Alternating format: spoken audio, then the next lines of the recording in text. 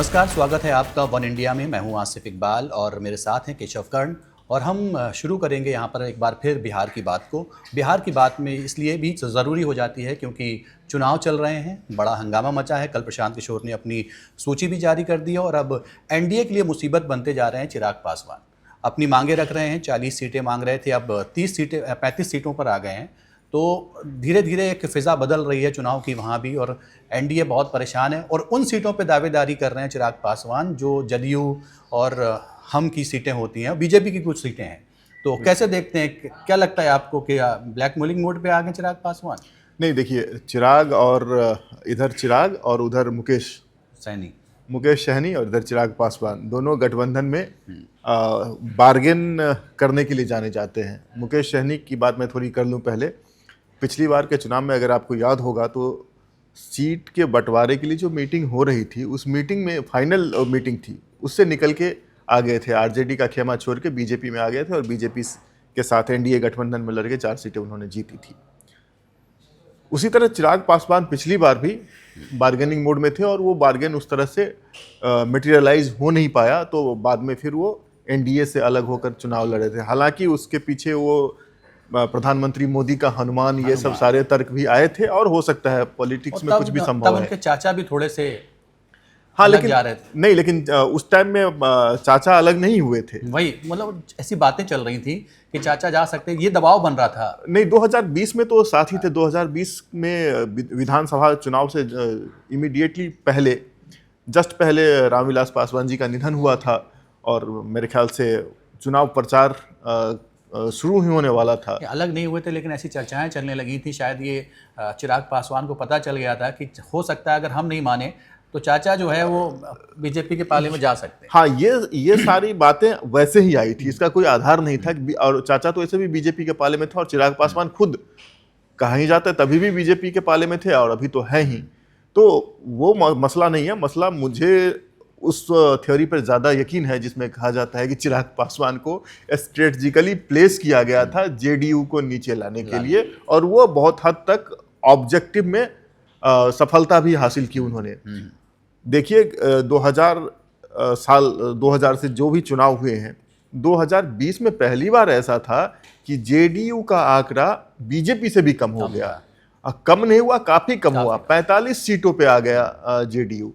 तो वो जो एक स्ट्रेटजी थी, उनकी रणनीति थी, उस रणनीति के भागीदार जो भी रहे हों वो कामयाब रही। चिराग पासवान ने 140 से ज़्यादा सीटों पर अपने उम्मीदवार उतारे थे। कुछ उम्मीदवार उन्होंने बीजेपी उम्मीदवारों के खिलाफ भी उतारे थे, लेकिन बीजेपी के लिए उन्होंने कहा था कि यहाँ पर एक फ्रेंडली फाइट होगी, यहाँ पर एक दोस्ताना संघर्ष होगा। और दोस्ताना संघर्ष में कुछ सीटें बीजेपी को भी गंवानी पड़ी, फेयर दिखाने के लिए, युद्ध को, लड़ाई को फेयर दिखाने के लिए तो इतना करना पड़ेगा। लेकिन बहुतेरी सीटें ऐसी थी जहां पर जेडीयू को हार का मुंह देखना पड़ा चिराग पासवान की वजह से।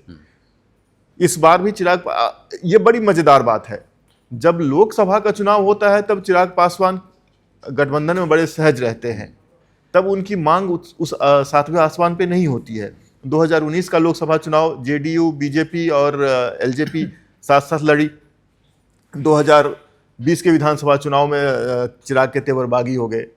2024 का विधानसभा चुनाव भी गठबंधन में बहुत सहजता से लड़ चुके हैं चिराग पासवान और उनका स्ट्राइक रेट भी 100 के ऊपर रहा। 100 के ऊपर तो कुछ नहीं हो सकता, मतलब 100 रहा, एग्जैक्ट 100 रहा। लेकिन विधानसभा चुनाव आते ही फिर वो बागी तेवर अख्तियार कर लेते हैं। लेकिन ये विधानसभा वाली बात जो चल भी रही है तो ये लोकसभा की आपने बात की, तो लोकसभा से ही जुड़ा ये मुद्दा है। चिराग पासवान का कहना है कि अगर जदयू के पास 12 सीटें हैं लोकसभा की, तो उनको 100 सीटें दी जा रही, मतलब एक लोकसभा सीट पे 8 विधानसभा सीटें। तो इस लिहाज से मेरे पास 5 लोकसभा सीटें हैं, तो मुझे जो है 40 मिलनी चाहिए। अब 40 का आंकड़ा उन्होंने कम करके 35 पे आ गए। तो ये, और उसमें से भी कई सीटें ऐसी हैं जो जदयू की, हम की और बीजेपी की हैं। तो ये इस आंकड़े के हिसाब से क्या ये सही मांग है इनकी? देखिए, चिराग पासवान को 5 सीटें मिली हैं और अगर मैथमेटिक्स लगाते हैं तो ऐसा समझा जाता है कि एक संसदीय क्षेत्र में तकरीबन 6 विधानसभा क्षेत्र आते हैं। तो इस तरह से 30 सीटों पर उनकी दावेदारी बनती है और शायद गठबंधन में 30 सीटें उन्हें मिल भी जाएं। लेकिन अगर वो गणित है, वो अनुपात अगर आप देखते हैं कि जनता दल यूनाइटेड के 12 लोकसभा सदस्य हैं और उनको 100 सीटें मिल रही हैं, तो हमें 5 है तो हमें 40 मिलने चाहिए, वह अनुपात यहाँ पर नहीं सटीक बैठेगा। उसका कारण यह है कि जनता दल यूनाइटेड को सीटें भली कम आई हों, लेकिन उनका जो वोट परसेंट है वो इनसे काफ़ी ज़्यादा है। चिराग पासवान का वोट बैंक जो है बिहार में वह 6% के आसपास है, हमेशा से रहा है। पासवान वोट बैंक पर उनका एकाधिकार है और वो एक मुश्त उनको जाता भी है। ये रामविलास पासवान के ज़माने से चला आ रहा है। पिछले चुनावों में चिराग पासवान ने उस वोट बैंक को घटने नहीं दिया है, वो 6% से बढ़ के 6.6% हो गया है, लेकिन वह बढ़ भी नहीं रहा है। तो चिराग पासवान ने एज इन एक युवा नेता के तौर पे अन्य समुदायों से या किसी भी तरह से वोट बैंक को बढ़ाने में अभी उनको वो कामयाबी नहीं मिली है। दूसरी तरफ जेडीयू का वोट बैंक ऑलमोस्ट 20% के आसपास है। तो इस मत प्रतिशत को देखते हुए जेडीयू की डिमांड 100 सीटों पर है। क्या वजह हो सकती है उनका वोट प्रतिशत बढ़ता क्यों नहीं?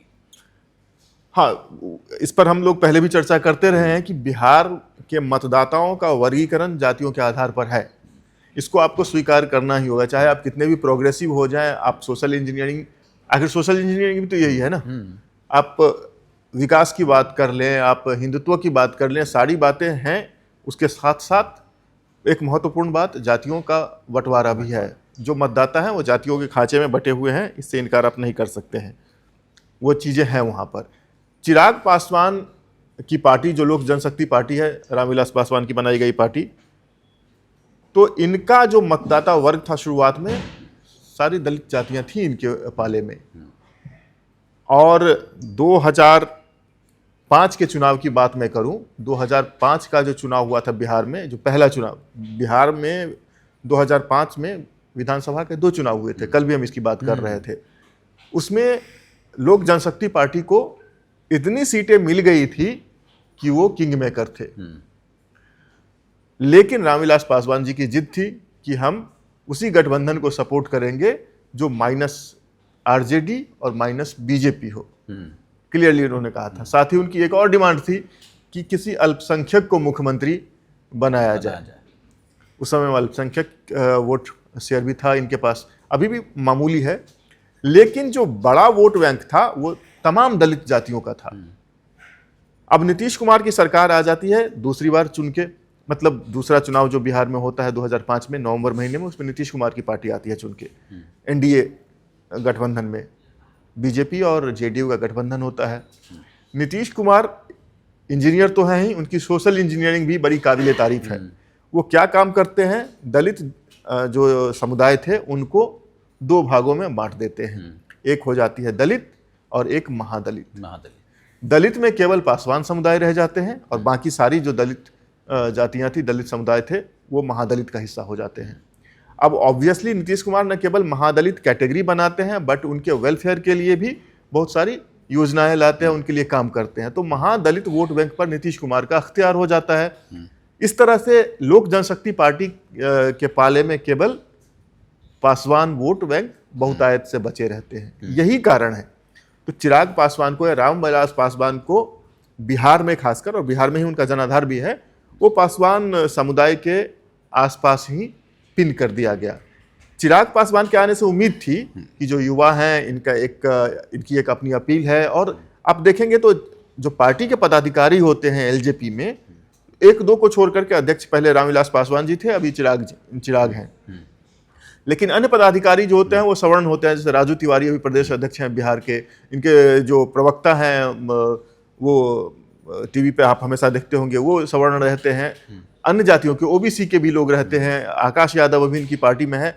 लेकिन फिर भी जो मतदाताओं में अपील है वो जातियों के आधार पर होती है। और इस तरह से चिराग पासवान को जो वोट बैंक हासिल है बिहार में, वो पासवान वोट बैंक है, जो करीब 6%, 5% से कुछ ऊपर उनकी आबादी है। मामूली 1% अन्य समुदायों के वोट इन्हें मिलते हैं। तो इनका वोट बैंक इसलिए नहीं बढ़ पाया। जैसे कि अभी आप बता रहे हैं कि भाई रामविलास पासवान ने 2005 के चुनाव की शायद आप बात बता रहे हैं, तो रामविलास पासवान ने ये कहा था कि मुस्लिम चीफ मिनिस्टर होना चाहिए तो हम सपोर्ट करेंगे। बिल्कुल। तो कहीं ना कहीं एक तरह से वो अपना वोट प्रतिशत बढ़ा रहे थे और मुसलमानों को जोड़ना चाह रहे थे। उन्हें पता था कि ये नहीं बनाएंगे, लेकिन मुसलमानों में एक मैसेज जाएगा कि देखिए उनके लिए रामविलास पासवान खड़े हुए।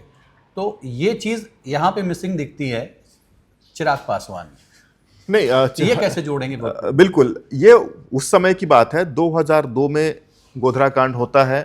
उस समय में रामविलास पासवान अटल बिहारी वाजपेयी के नेतृत्व में चल रही राजग सरकार में मंत्री थे केंद्र में। उसके बाद वो अपने रास्ते अलग कर लेते हैं, उनके रास्ते अलग हो जाते हैं और वो फिर यूपीए में आते हैं। 2004 में जब चुनाव होता है, कांग्रेस गठबंधन चुनाव जीतती है, तो यूपीए की तरफ से मंत्री भी बनते हैं। ये वो समय था। तो वो अलग दिखने की कोशिश कर रहे थे भारतीय जनता पार्टी से, एकदम अलग। शायद मुझे लगता है कि वो बिहार में ये भी संदेश देना चाहते थे, क्योंकि उस वक्त जो वोट था वो जदयू और राजद के पाले में ज्यादा था मुसलमान वोट, तो उनको लगता है। और एलजेपी में उन्होंने अपना प्रदेश अध्यक्ष अल्पसंख्यक को बनाया था और काफी अल्पसंख्यक को टिकट भी दिया था। तो नहीं, 2-3% वोट बैंक एलजेपी के पास था मुस्लिमों का। अभी एलजेपी में कितने नहीं है।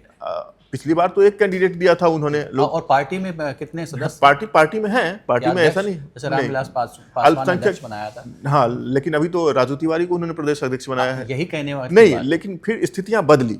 2004 के चुनाव में रामविलास पासवान जीतते हैं, केंद्र में मंत्री बनते हैं। 2005 में बिहार में चुनाव होता है, उनका जनाधार कम कर दिया जाता है सोशल इंजीनियरिंग के द्वारा। फिर 2009 का चुनाव आता है। अब देखिए, सोशल इंजीनियरिंग का नतीजा देखिए, दलित और महादलित समुदायों के बंटने का नतीजा देखिए।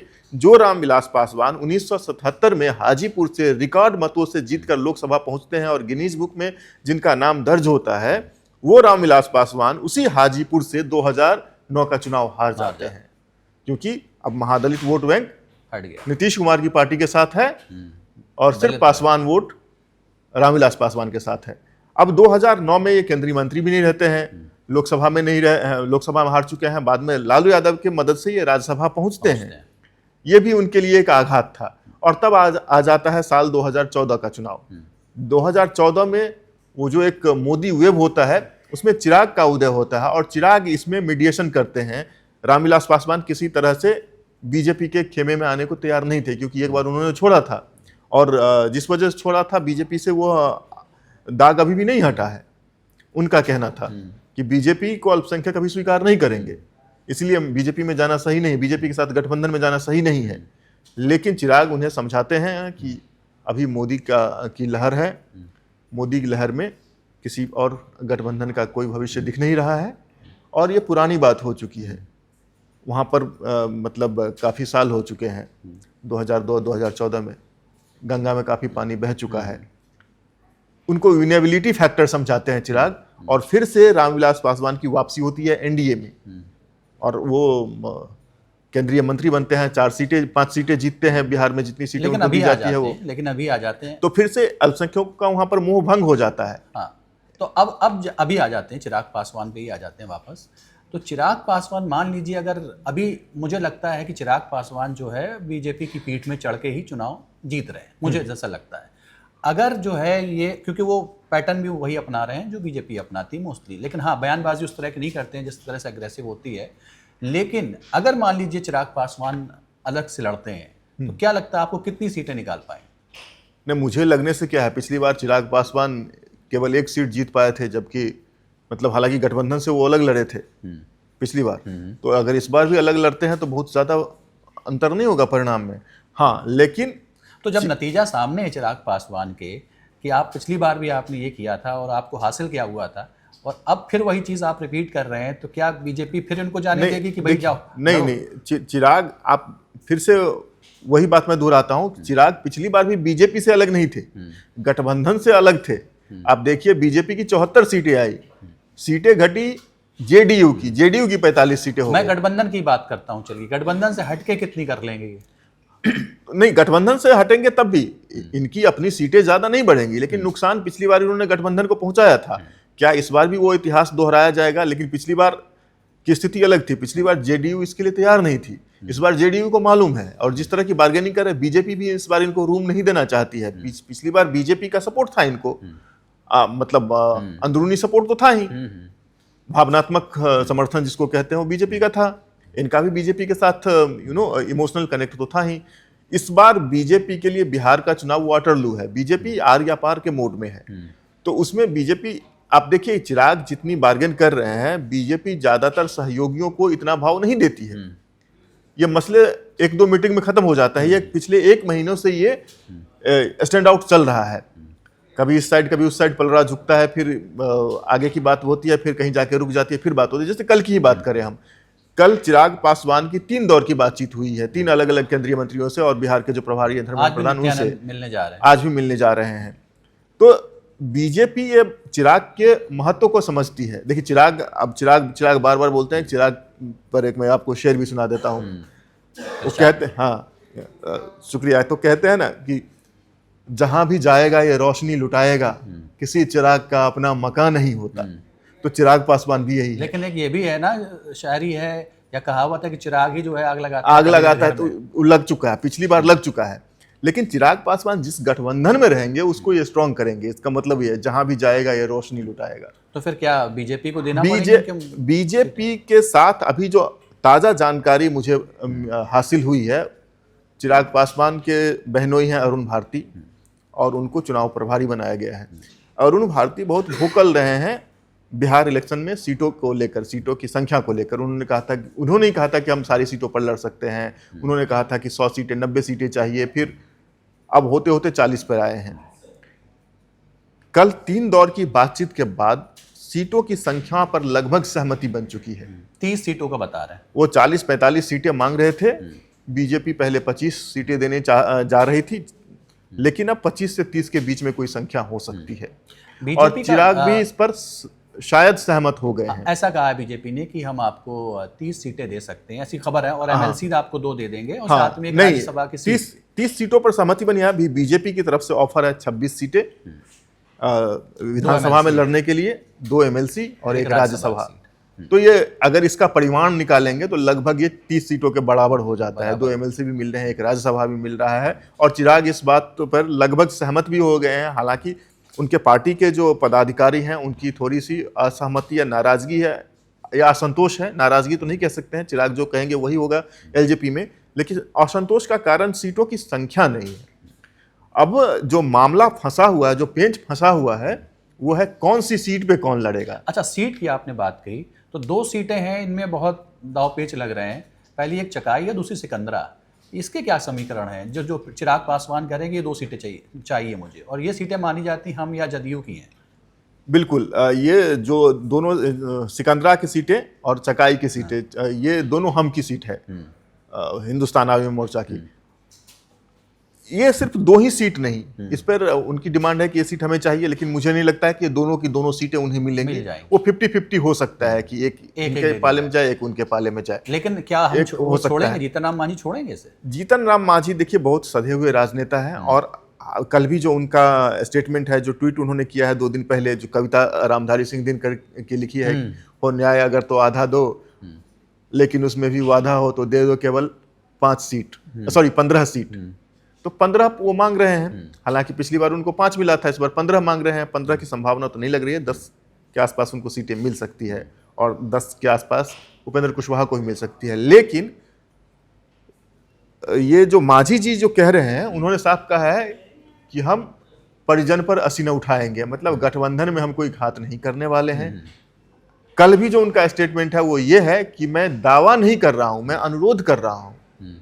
वो बगावत के मोड में नहीं है। वो कह रहे हैं कि हम रिक्वेस्ट कर रहे हैं, हमें इतनी सीटें दे दो कि हम 8-10 सीटें जीत जाएं और हमारी पार्टी को मान्यता मिल जाए। बस वो रिक्वेस्ट कर रहे हैं। तो हो सकता है उनको इतनी सीटें मिल जाएंगी जिससे उनकी पार्टी की जो मान्यता बहाल होने की शर्तें हैं वो पूरी हो जाए। ये हो सकता है, हाँ। लेकिन चकाई और सिकंदरा सीटों पर पेच जो फंसा हुआ है, उसमें मुझे लगता है कि बीजेपी अगर हस्तक्षेप करती है तो वो 50-50 होगा।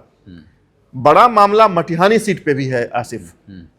मटिहानी ही एकमात्र वो सीट थी 2020 में जिस पर चिराग पासवान की पार्टी जीती थी, यानी कि लोक जनशक्ति पार्टी जीती थी। राजकुमार सिंह उसके विधायक बने थे, लोक जनशक्ति पार्टी के एकमात्र विधायक। लेकिन 4 महीने के अंदर ही पाला बदल के जेडीयू में चले गए। अब जेडीयू के खाते में है मटिहानी सीट। मटिहानी से जेडीयू के 2 दावेदार हैं, एक मंजू देवी हैं और एक राजकुमार सिंह। मंजू देवी जेडीयू के टिकट पे हार गई थी, राजकुमार सिंह एलजेपी के टिकट पे जीते थे, लेकिन बाद में जेडीयू में चले गए। अब क्या मटिहानी की सीट से जेडीयू अपना दावा छोड़ेगी? यह एक सोचने वाली बात है। सिर्फ मटिहानी, सिकंदरा और चकाई ही नहीं, लगभग 10 ऐसी सीटें हैं जो अभी गठबंधन के दूसरे सहयोगियों के पास है, खासकर बीजेपी और जेडीयू के पास है। बीजेपी के बारे में आप सोच सकते हैं, बीजेपी ने कई बार अब गठबंधन में बड़ा दिल भी दिखाया है, उन्होंने अपनी जीती हुई सीटें जेडीयू को भी लड़ने के लिए दे दी थी। लेकिन जेडीयू जिससे हमेशा तलखी रहती है चिराग पासवान की, क्या जेडीयू अपनी जीती हुई सीटें चिराग पासवान के लिए छोड़ेगी? एक और है जमुई सीट जो आप कह रहे हैं, मटिहानी सीट कह रहे हैं, तो राजकुमार जो जदयू में गए हैं, तो मुझे नहीं लगता कि जदयू छोड़ेगी ये सीट, क्योंकि बड़ी मशक्कत करके राजकुमार ने पाला बदला है। बिल्कुल, अब उनको वफादारी का फल तो दिया ही जाएगा। वही सबसे बड़ा पेच जो फंसा हुआ है मटिहानी पर फंसा हुआ है। नीतीश कुमार की पार्टी जेडीयू को या नीतीश कुमार को बीजेपी भी इतनी आसानी से नहीं साध सकती है जीती हुई सीटें छोड़ने के लिए। मांझी जी हैं, उनको मना सकती है, चलो अब 2 सीटें ले लो, 1 सीटें ये छोड़ दो, ये हो सकता है। लेकिन जेडीयू अपनी जीती हुई सीटें इतनी आसानी से छोड़ देगी, यह समझ में नहीं आता। और सिर्फ मटिहानी ही नहीं, महुआ है, महनार है, और समस्तीपुर जहाँ से संभवी चौधरी उनके उम्मीदवार हैं, वहाँ के 2 सीटें ये मांग रहे हैं। हालांकि एक रामबालक पासवान जो पहले एलजेपी के नेता हुआ करते थे, इस बार उनको प्रशांत किशोर की पार्टी जनसुराज से वहाँ टिकट मिल गया है, पहले ही चले गए थे जनसुराज में। उसके साथ साथ के भागलपुर सदर से उनको टिकट चाहिए, अलौली जो उनका गृह क्षेत्र है वहाँ से भी उनको टिकट, वो सीट चाहिए चिराग पासवान को। तो अब मामला सीटों की संख्या पर नहीं, कौन सी सीट कौन लड़ेगा वहाँ फंसा हुआ है। और बड़ा पेच उसमें यह है कि जो जेडीयू की जीती हुई सीटें हैं चिराग की डिमांड लिस्ट में वो भी हैं, क्या जेडीयू इस बात पे सहमत होगी? और अगर जेडीयू सहमत नहीं होती है तो भारतीय जनता पार्टी और लोक जनशक्ति पार्टी रामविलास पासवान के पास क्या विकल्प बचे हुए हैं? क्या चिराग इस बार भी वॉकआउट करेंगे गठबंधन से और फ्रेंडली फाइट करेंगे बीजेपी से? मुझे नहीं इसकी लगता संभावना है कि जदयू जो है 1-2 सीटों को इधर उधर कर सकती है, लेकिन ज्यादा में नहीं करेगी, क्योंकि एनडीए की ड्राइविंग सीट पे नीतीश कुमार बैठे हुए हैं, तो उनको तोड़ना जो है बड़ा मुश्किल है। लेकिन चिराग पासवान को भी हल्के में नहीं लिया जा सकता। चिराग पासवान का एक कल का स्टेटमेंट और देखिए, जो बोला जाता है और उसका मतलब क्या होता है, इस पर हम जरा गौर करें। चिराग पासवान 2 दौर की मीटिंग कर चुके थे, तीसरे दौर की मीटिंग होने वाली थी नित्यानंद राय से। उसके बीच में संवाददाता इनको देख के लपक के जाते हैं। उनको उम्मीद थी संवाददाताओं को कि चिराग पासवान सीट शेयरिंग से लेकर कुछ बात कहेंगे, लेकिन वो कहते हैं कि भाई अभी मैं केंद्रीय मंत्री भी हूं, मेरे पास और भी काम रहते हैं। अब सुनिए, कोट एंड कोट वो कहते हैं, जब तक मंत्री हूं तब तक तो वो काम कर लेने दो। मतलब कभी भी छोड़ सकते जब तक मंत्री हूं कह के दबाव बना रहे हैं वो, भाई मुझे मंत्री पद का कोई लालच नहीं, जब तक है तब तक कर लेते हैं। तो ये बहुत बड़ी बात है। तो चिराग पासवान भी उसी मोड में है कि हम कम पर तो समझौता नहीं करेंगे। हालांकि सीटें कम ले सकते हैं, लेकिन वो सीटें मांग रहे हैं जहां पर उनकी पार्टी स्ट्रांग है, जैसे वैशाली जिले की सीटें हैं, समस्तीपुर की सीटें हैं, जमुई की सीटें हैं, ये मांग रहे हैं वो। और मुसीबत ये है कि वहां पर जेडीयू के कैंडिडेट जीते हुए हैं। बीजेपी अपनी सीटें दे सकती है, लेकिन जेडीयू चिराग पासवान अगर मान लीजिए गठबंधन एनडीए से हटते हैं, तो और क्या उनके पास ऑप्शन है कि किस दल से जाके वो हाथ मिला सकते हैं? क्योंकि प्रशांत कुमार की पार्टी ने तो साफ कह दिया है, प्रशांत किशोर की पार्टी ने साफ कह दिया है, उदय सिंह जो उनके अध्यक्ष हैं पार्टी के जनसुराज के, उन्होंने साफ कह दिया है कि अगर वो आते हैं, चिराग पासवान आते हैं हमारे साथ, तो देखो हम तो पूरी सीटों पे चुनाव लड़ रहे हैं, वो अपनी पार्टी का विलय कर दें, उसके बाद फिर हम उनको फिर देखेंगे। तो मतलब उनका साफ उन्होंने कर दिया है कि हम चिराग पासवान मतलब कोई सीटें नहीं देने वाले, जगह नहीं। उदय सिंह की बात है, उदय सिंह ने ये कहा है, जरूर कहा है, लेकिन उदय सिंह की बात पत्थर की लकीर नहीं है जनसुराज में। अब ये बहुत रिमार्केबल क्वेश्चन आपने यहाँ पर किया है और ये बातचीत का अहम हिस्सा होगा। प्रशांत किशोर ने अगर उनको 243 सीटें लड़नी है तो सिर्फ 50 सीटों पर, 51 सीटों पर क्यों उम्मीदवार की घोषणा की है? एक साथ ही 243 कर देते। तो प्रशांत किशोर और चिराग पासवान के बीच में जिस तरह के डायलॉग्स पिछले दिनों में चले हैं, कहीं ना कहीं दूर सही लेकिन एक उम्मीद की किरण है। और इसीलिए प्रशांत किशोर थोड़ी रूम रखते हैं कि भाई अगर एकोमोडेट करना हो किसी को तो कर सकते हैं, इसलिए धीरे धीरे मैदान में उतर रहे हैं। 50 कम, हालांकि पार्टियों का ये मोडस ऑपरेंडी रहा है, वो पहली लिस्ट, दूसरी लिस्ट, तीसरी लिस्ट जारी करते हैं। लेकिन अगर प्रशांत किशोर की तैयारी इतनी ही पूरी है, इतनी पुख्ता है, उदय सिंह कह रहे हैं, तो 243 सीटों पर उम्मीदवार उतार देते। लेकिन उन्होंने एक संकेत दिया है कि अभी भी गुंजाइश है। दूसरी तरफ सिर्फ चिराग पासवान ही नहीं, अगर संभावनाओं पे बात की जाए तो जिस तरह का बागी तेवर मुकेश सहनी दिखा रहे हैं महागठबंधन में, महागठबंधन के लिए मुश्किल है, क्योंकि पिछली बार मुकेश सहनी नहीं थे महागठबंधन में। हालांकि मुकेश सहनी के नहीं होने का नुकसान महागठबंधन को हुआ, तेजस्वी यादव मुख्यमंत्री नहीं बन पाए थे, उसका बड़ा कारण था मुकेश सहनी का महागठबंधन में न होना और कांग्रेस को 70 सीटें मिलना। कांग्रेस 70 सीटों में से केवल 19 जीत पाई थी। अब मुकेश सहनी की एंट्री हुई है महागठबंधन में तो किसी न किसी की सीटें तो कम होंगी। मुकेश सहनी को जो सीटें दी जाएंगी वो कांग्रेस से काट के दी जाएंगी, क्योंकि जो लेफ्ट पार्टीज हैं उनका विनिंग परसेंटेज देखिए बहुत ही अच्छा रहा था। कांग्रेस का भी विनिंग परसेंटेज बहुत खराब रहा था, सीटें उन्होंने ज्यादा ले ली थी लेकिन उस लेवल पे नहीं जीत पाए। 70 में से केवल 19 सीटें जीती थी। तो तीन पार्टियां, मतलब तीन धरे थे, एक आरजेडी, एक कांग्रेस और लेफ्ट पार्टीज। आरजेडी अपनी सीटें तो नहीं देने वाली है, इनफैक्ट आरजेडी कुछ ज्यादा ही सीटों पर लड़ेगी जितनी सीटों पर पिछली बार लड़े थे उससे। लेफ्ट पार्टीज ने बहुत अच्छा परफॉर्मेंस किया था, उनका कमबैक हुआ था एक तरह से बिहार स्टेट में, तो वो भी अपनी सीटें, इनफैक्ट वो भी ज्यादा सीटों की मांग कर रहे हैं। तो रही बात कांग्रेस की, 70 में से केवल 19 सीटें जीते थे, तो हो सकता है कांग्रेस के पाले की 20-25 सीटें काट करके मुकेश सहनी को दी जाएगी। हालांकि कांग्रेस भी कह रही है कि उन्हें ज्यादा सीटें चाहिए, नहीं तो वो 243 सीटों पर लड़ेंगे, ये मानना है कांग्रेस के केंद्रीय नेतृत्व का। हालांकि कांग्रेस के जो स्थानीय नेता हैं उनकी अभी भी उम्मीद आरजेडी से है, अभी भी उनकी उम्मीद है कि महागठबंधन के भरोसे ही हमारी नैया पार लगेगी। लेकिन कांग्रेस का केंद्रीय नेतृत्व थोड़ा भाव दिखा रहा है, हालांकि इसकी संभावना बहुत कम है कि कांग्रेस आरजेडी से अलग होकर चुनाव लड़ेगी। लेकिन मुकेश सहनी को कितनी सीटें मिलेंगी? अगर कांग्रेस के बराबर सीटें तो नहीं मिल सकती है, कांग्रेस से कटी हुई सीटें मिलेंगी। मुकेश सहनी क्या उस बात में मानेंगे? और मुकेश सहनी मुकेश सहनी भी 40 सीटें मांग रहे हैं, 60 सीट मांग रहे थे, अब 40 पे आए हैं। दे सकते हैं, कांग्रेस कैसे ही दे सकते हैं, क्योंकि 70 सीटें जो है कांग्रेस ने ली थी और 19 पे जो है जीत हासिल की थी। तो लेकिन क्या कांग्रेस बिहार में मुकेश सहनी से भी कम सीटों पर लड़ेगी? हाँ, ये सवाल है, ये एक सवाल है, इसको समझना पड़ेगा। लेकिन अगर गठबंधन में है और आप देख रहे हैं, यही चीजें तो पिछली बार भी आई थी। कांग्रेस को हर चुनाव में, खासकर ये जो रीजनल इलेक्शंस होते हैं, विधानसभा के चुनाव होते हैं, उसमें कांग्रेस यहाँ पर मात खाती है। वो अब बड़े भाई का ओहदा छोड़ना नहीं चाहती है, इससे गठबंधन को नुकसान होता है। लेकिन सवाल यहाँ पर है कि 70 सीटों में अगर 40 सीटें वीआईपी को दे दी जाती है तो क्या कांग्रेस सिर्फ 30 सीटों पर चुनाव लड़ेगी? बड़ा सवाल है, नहीं लड़ सकती है। तो मेरा मानना है कि कांग्रेस वीआईपी से कम तो छोड़िए, बराबर सीटों पर भी चुनाव नहीं लड़ेगी। वीआईपी से 1-2 सीटें उन्हें ज्यादा चाहिए। दूसरा जो पेच महागठबंधन में भी फंसा हुआ है, मुकेश सहनी पहले ही आश्वासन चाहते हैं कि भाई अगर महागठबंधन जीते तो तेजस्वी मुख्यमंत्री तो है ही बाय डिफॉल्ट, मुकेश सहनी को उप मुख्यमंत्री का आश्वासन चाहिए पहले ही।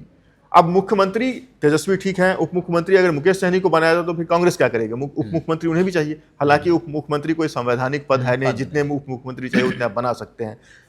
तो इस कॉम्बिनेशन को देखते हुए मुझे लगता है कि एक संभावना बनती है कि अगर मुकेश सहनी की बात महागठबंधन में नहीं बनती है और चिराग पासवान की बात एनडीए में नहीं बनती है, तो ये दोनों जनसुराज का रुख कर सकते हैं। और जनसुराज मतलब प्रशांत किशोर, मुकेश सहनी और चिराग पासवान अगर साथ आते हैं तो दोनों गठबंधनों के लिए बहुत बड़ा संकट होगा। तो दोनों गठबंधनों के लिए बहुत बड़ा संकट होगा। एक तरफ एनडीए में जो है चिराग पासवान है और महागठबंधन में मुकेश सहनी, तो दोनों जो है कांटा बने हुए हैं, दोनों ही ब्लैकमेलिंग के मोड में लग रहे हैं। अब देखना ये होगा कि ये दोनों अपने अपने दलों में बने रहते हैं, बरकरार रहते हैं या बाहर जाते हैं। हमने आज बात की बिहार की बात में चिराग पासवान के जो सीटों की मांग कर रहे हैं, और बीजेपी या एनडीए जो गठबंधन है उनकी मांगों को अभी तक फिलहाल पूरा नहीं किया। आज फिर नित्यानंद जो है मिलेंगे जाके चिराग पासवान से। आज देखना होगा कि क्या नतीजा निकल कर आता है, कि चिराग पासवान एनडीए में बने रहते हैं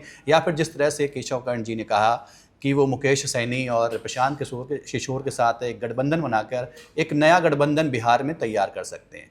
फिलहाल के लिए बिहार की बात में इतना ही। आप देखते रहिए one India. Subscribe to One India and never miss an update. Download the One India app now.